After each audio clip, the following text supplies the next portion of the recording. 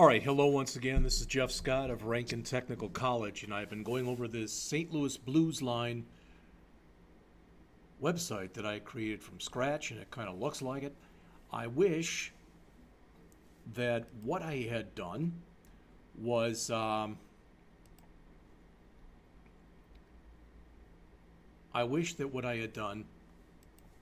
have been to take the contact form and make a copy of it, which is what I'm going to do right now. But I did not. So let me talk about what I did do. All right. Let's see. In the contact form, well, let's start with a CSS. How's that? So with the CSS, I came in and made a bunch of changes. Let's see. They were all on the last page, so they were all in the form area. I cut down the width of the text field, and I cut down the width of the state field to 300 pixels just so I would have enough room to put an error message in. Okay? I ended up setting the form button class, and I set this accordingly, so I changed the color and the background color, etc. I added a new thing for spans, which didn't seem to work very well. And I think what I should have done is I should have said with an ID of error. I wish I would have done that, but I didn't. And I added an error class. Okay. Which I made red with a font weight of bold. So I wonder if I go back right now and go into this file and change all of these span class equal error to span class equal error ID equal error. And I really shouldn't call those the same thing. That's just a really bad habit, whatever to get into. So span ID of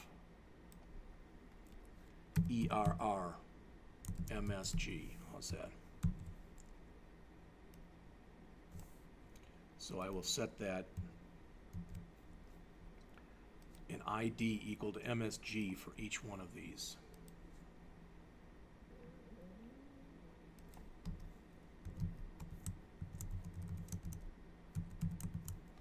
So I want to add that to each one of these.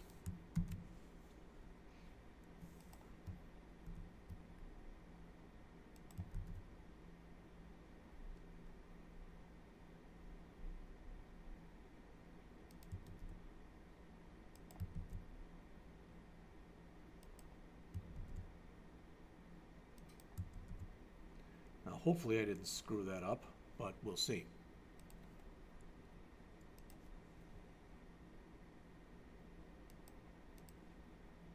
Still didn't change my size, and I was hoping that it would. All right. Then I came in and I added a JavaScript file called javascript.js. And what I did was I first set up an alias for document.getElementById. And then I put everything in one big routine, which is not a good thing to do because the routine is like 120 lines long. So it's a lot longer than it should have been. All right, but let's take a look at what I have here. So here's my variables. I've got a flag that's called isValid, so I'm assuming that it's true. Then I've got 7 variables here that are holding the value of the associated text boxes. So the text box for first name, last name, address, city, zip, the email text box for email, and I guess I could have made that a tell, which I didn't do. But that's fine. I'll leave it that way. Then I wanted to be able to run pattern matching. So that's what these are. So my zip code pattern is exactly what I showed you before, which is 5 digits or 5 digits, a hyphen, and 4 digits. And then I test that. So this is going to return true or false. This is an email pattern I got from Googling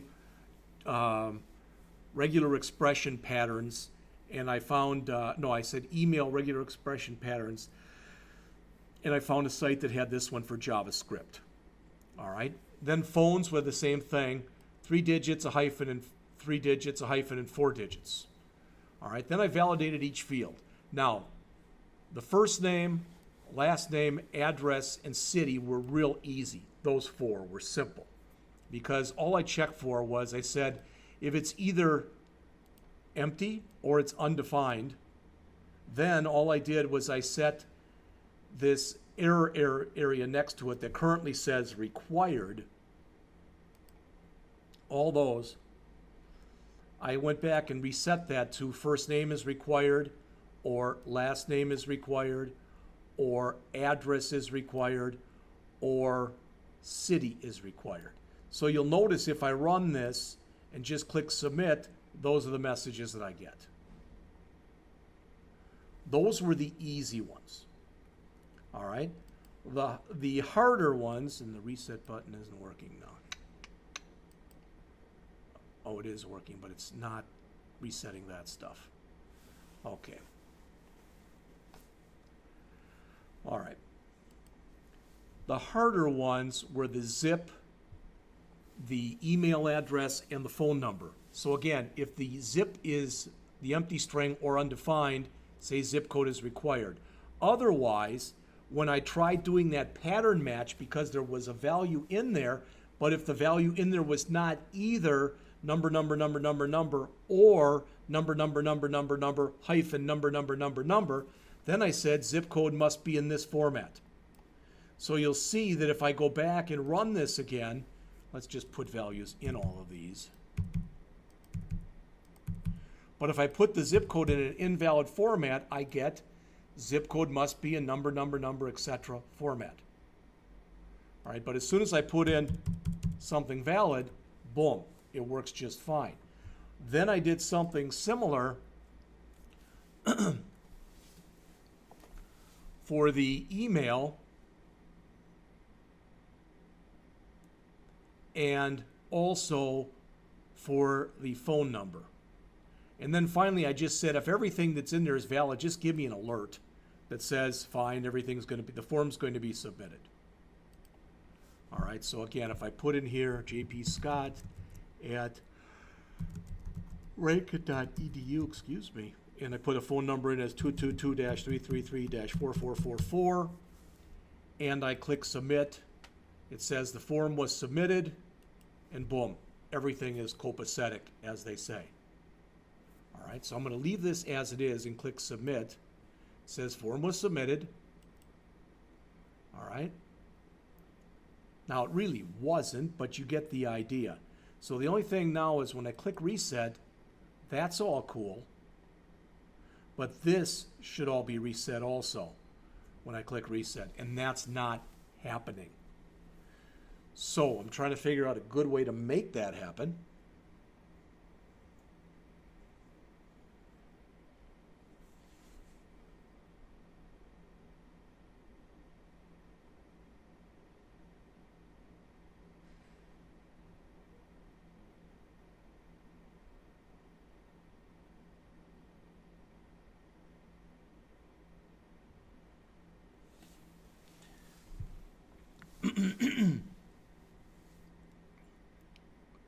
So if I click submit, what I could have happen before I do anything else, when I click the submit button, which is going to end up calling process entries, is I could say that all of those spans,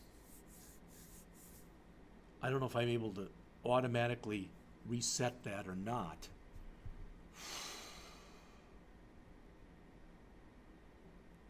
Let's try this. So let's immediately call clear spans. All right, I'm going to try to clean this up right before your very eyes. So function clear spans.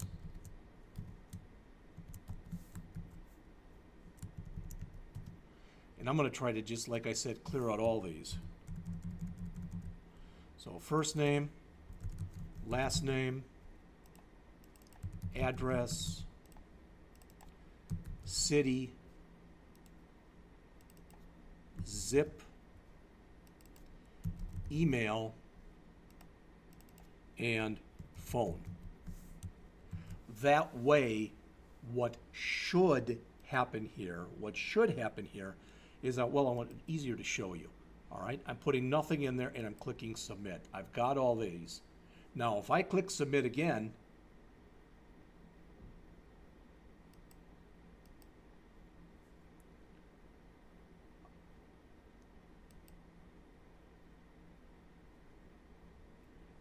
it'll only probably work if I do this.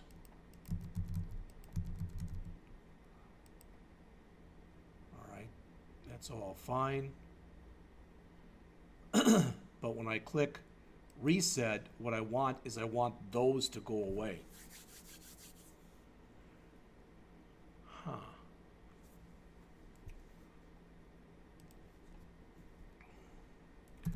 Can I add code to an HTML reset button?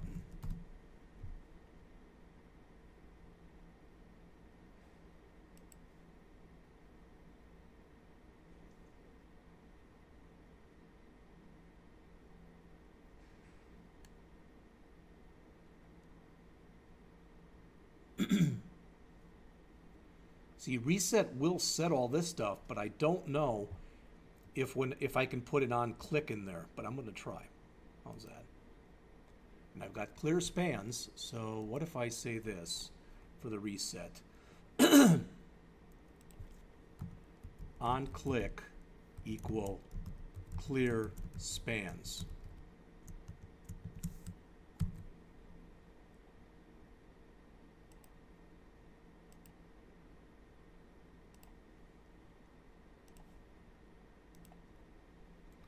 All right, so I'm going to purposely, there, put all that. Now when I click reset, oh yes, it reset everything, so let's double check here. So we'll put in an invalid, an invalid, an invalid, and submit. Now when I click reset, what I want is all those to go away. And they did. Now, rather than setting all of those to clear span, rather than setting all those to this like I did, I really should set it into required field as it had before.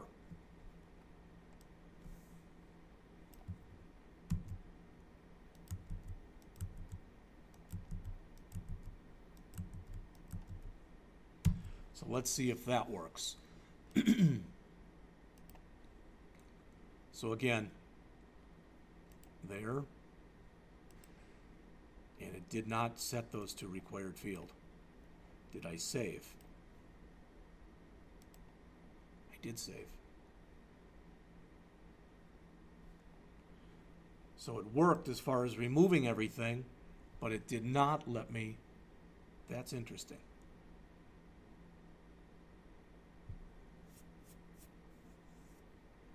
Well, what if I do this? After I clear the spans, what if I have call another function that says fill spans? This is kind of a hack. And I put in here function fill spans. And now I put those back to required field. And then I change all of these so that they're empty again.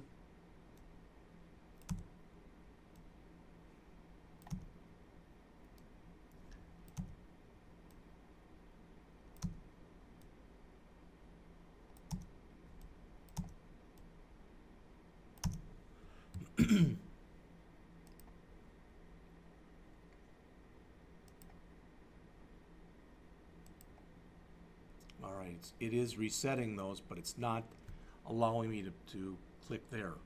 So I don't have the required field anymore, which I don't like. And my guess is, I'm wondering, see, I've got all that. That's working just fine. And that's being removed. But what I'm wondering is if I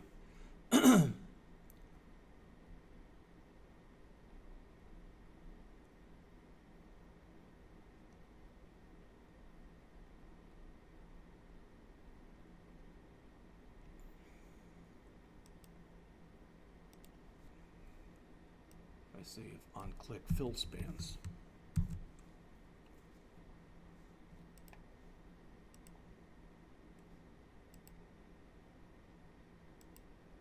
There we go.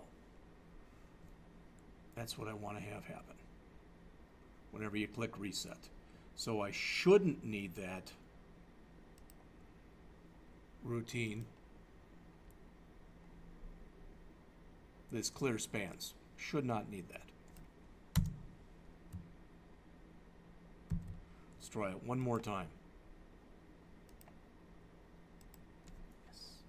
All right, so let's go over this one more time as far as what was done to make this work. All right, in my styling, I came back. This didn't do anything, so I'm just going to get rid of it. All right, what I did in my styling was I went back and I cut down the size. I really didn't need to do that, so I think that was 400. I think I can leave it at 400.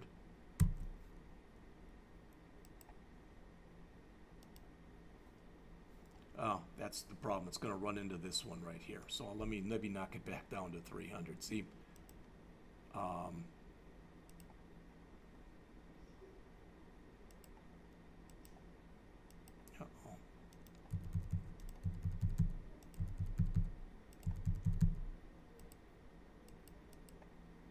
Oh boy.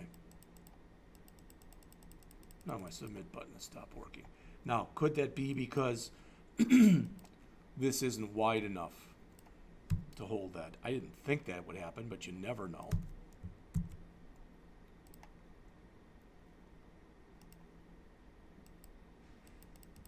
Yeah, now my submit button has stopped working.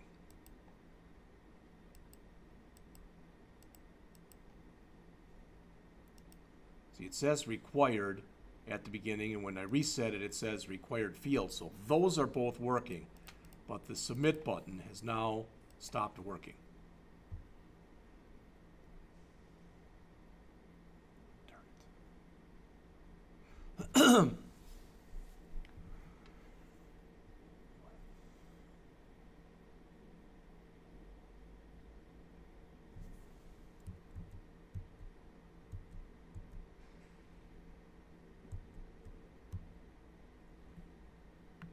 That was all the changes that I made. Can't think of anything that I made that should have made that stop working. But as you can see, it has. So let's see, can we inspect and go to the console? Ah, clear spans is not defined. Something is calling clear spans.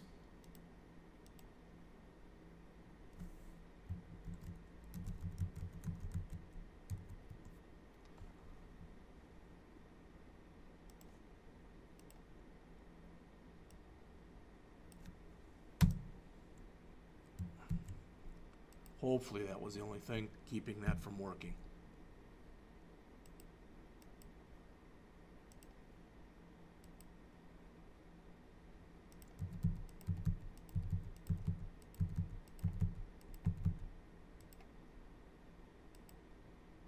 All right, it looks like it's working. So, one more time, sorry about that.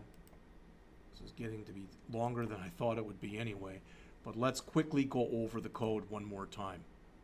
All right, in the contact form, what I did was I added for each one of my form fields, except for the state, I went back in and I added a span with a class of error, and I don't need this ID of error message anymore.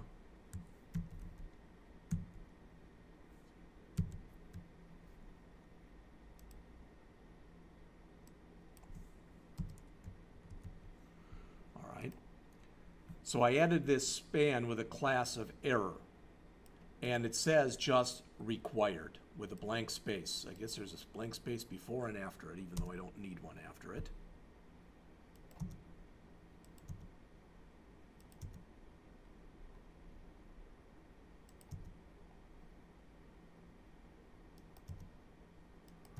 All right, so I added a span at the end.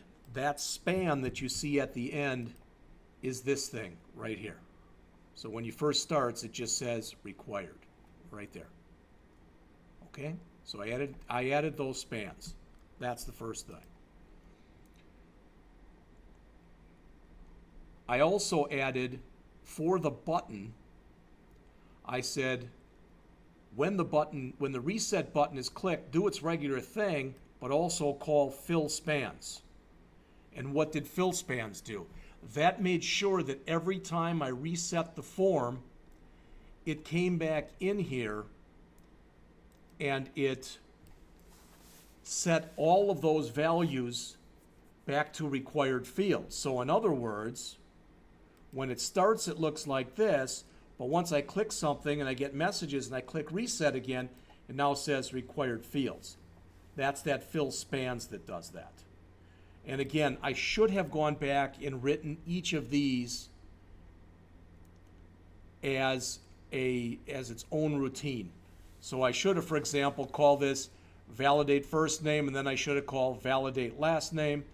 All right, in fact, I can do that in front of you, or at least attempt to. Let's do this. File, save as. Instead of calling it javascript.js, call it javascript xxx.js. All right, close that.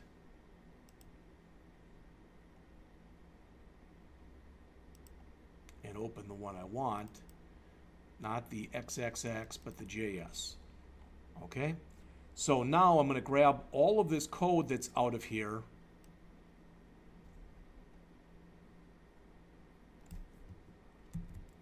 That's right there, and I'm going to replace it with a call to validate first name. Okay? And then I'm just going to keep moving these down and putting them on the bottom here. Function validate first name. And then just paste the code in each time.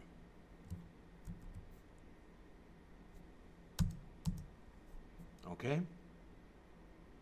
Now I believe everything that's in there is global, so that's going to clean that up quite a bit. So validate first name, then I will validate last name.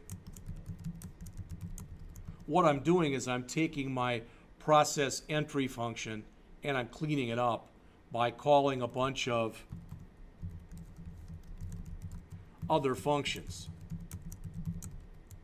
This is considered a much cleaner way of coding. All right. After validate last name,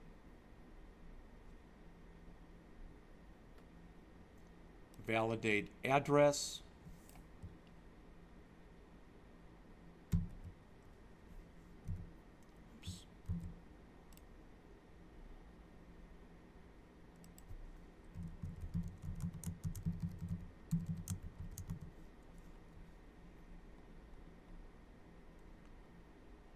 last name, function, validate address.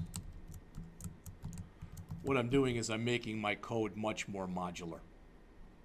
All right, I'm calling a routine to do each thing. Validate city. So I'm writing a separate routine for each one of the validations. That way, if I have a problem with any of the validations, I know right where to go.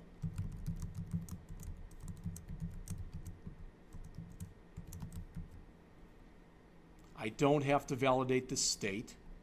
All right, we've already seen that. So the next would be to validate the zip.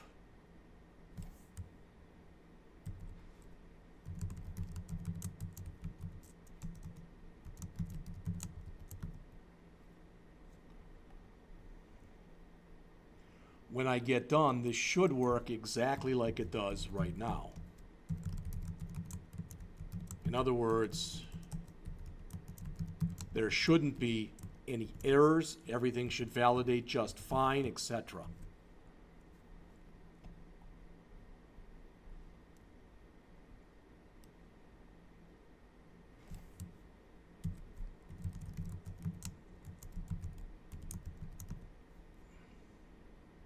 One more to go after this one, then we'll be finished. We can take a quick look and see whether or not it works.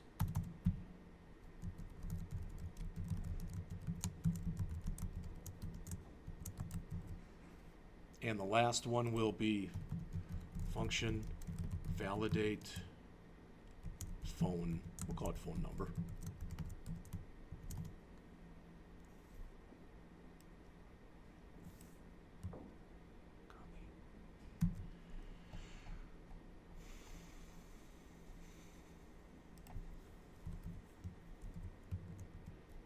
And now I can grab all of the code that's out of here.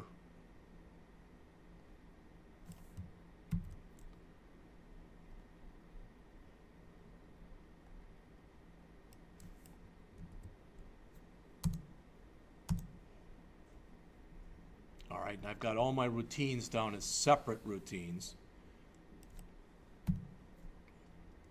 It should, fingers crossed, it should work exactly the same way. Now, this first name,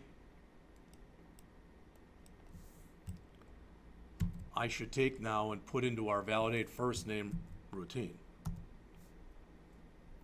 Same with all of these. Last name, again, it's really, it is cleaning this up. You may or may not agree with that, but it is.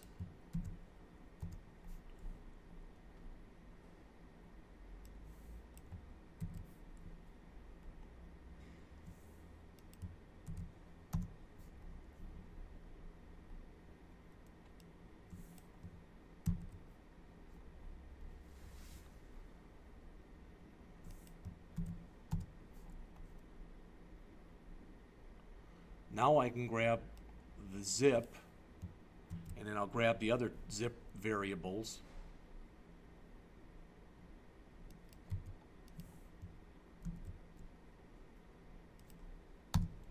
So I've got to grab these other zip code variables, the zip code pattern and the zip code result.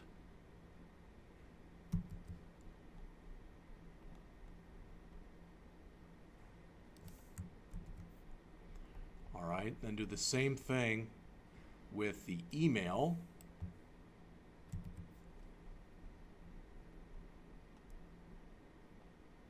You always get leery when you change this much code. You know, the chances of you doing this and not making any mistakes typically are not great. So the email pattern and the email result.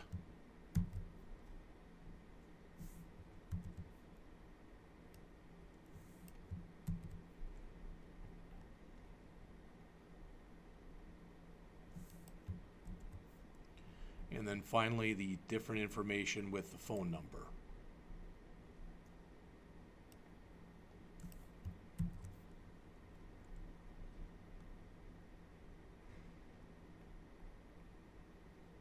And I should have done this from the get-go. That would have been much cleaner to do it that way.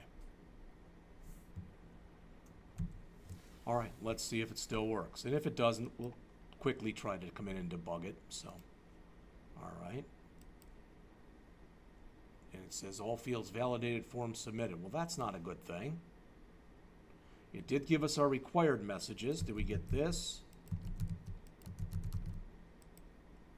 But it's still saying all that. So, and I know what the problem is. Problem is we came in here and this variable up here at the top should now be a global variable.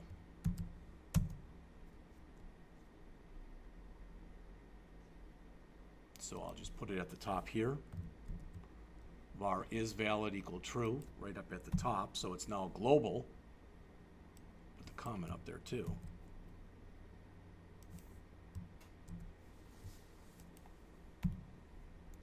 So now my process entries, all it's doing is it's calling different routines. And then it's making a check at the bottom. I could have even taken that and also put that in its own routine. All right, I think that's maybe after a while it's a little overkill, but all right, required. There's our error messages. Reset, and we're not getting that message anymore. All right. So what you've seen, a little more long-winded, even for me, is now each one of these routines is in its own function. They're very similar to one another.